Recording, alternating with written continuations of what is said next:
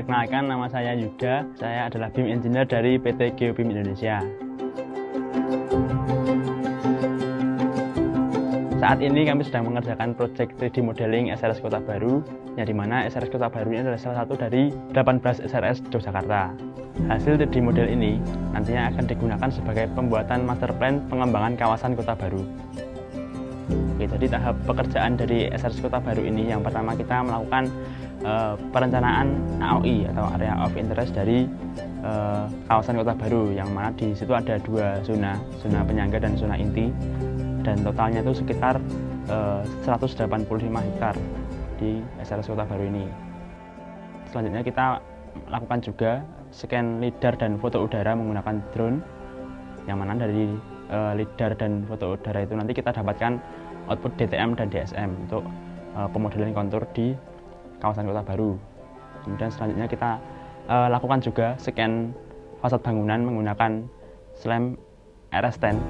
Jadi kita kemarin kerjasama juga dengan Zonex. Kemudian dari hasil point cloud scan RS10 itu kita gunakan untuk modeling bangunan LOD 300 menggunakan software Autodesk Revit. Kemudian kita lakukan juga modeling LOD 200. Kita generate otomatis dari City Engine menggunakan data DSM dan DTM tadi yang sebelumnya kita dapatkan dari data scan lidar. Kemudian dari itu semua kita gabungkan modelnya LOD 300 sama LOD 200 itu ke dalam software ArcGIS Pro, yang nantinya sebagai output utama dari proyek SRS Kota Baru ini. Kemudian untuk tantangan terbesarnya di proyek ini adalah karena kawasan Kota Baru itu di tengah perkotaan, jadi banyak penduduk dan kendaraan yang lewat di situ, yang dimana itu kalau di hasil point cloud-nya akan menyebabkan banyak noise. Nah, kami mengatasinya dengan kita mengatur jarak dan langkah antara alat scannernya dengan fasad bangunannya. Jadi kita atur di situ, kemudian hasil point cloud-nya juga kita lakukan filtering dari noise-nya supaya lebih rapi dan lebih bersih point cloud-nya. Untuk proses survei scan fasad bangunan untuk modeling LOD 300 kita lakukan selama 2 hari, di mana 2 hari itu kita lakukan scan di 23 bangunan cagar budaya di kawasan Kota Baru.